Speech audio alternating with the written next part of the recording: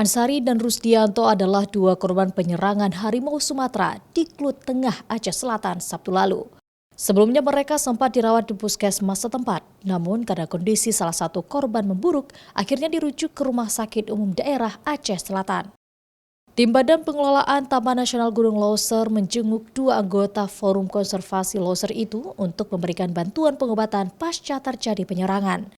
Korban atas nama Rusdianto kini masih dirawat di rumah sakit karena alami luka berat di kepala dan sempat tak sadarkan diri saat diserang harimau. Sedangkan korban atas nama Ansari kini sudah dibolehkan pulang ke rumahnya di Menggamat namun masih diharuskan rawat jalan. Untuk diketahui sebelumnya Ansari dan Rusdianto bersama dua anggota tim patroli berbasis Smart TNGL FKL ini sedang melakukan pemantauan dan aktivitas konservasi berbasis lokasi di blok hutan Menggamat, Kecamatan Klut Tengah, Aceh Selatan. Saat patroli, secara tidak sengaja tim berpapasan dengan seekor harimau yang berada di pinggir sungai dan jaraknya sangat dekat dengan mereka.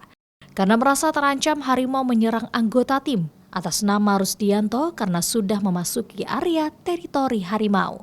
Akhirnya anggota tim yang berhasil kabur dan selamat meminta bantuan ke desa terdekat dan mengusir harimau dengan melepas tembakan ke udara, sehingga harimau langsung meninggalkan Rusdianto yang sudah tidak sadarkan diri.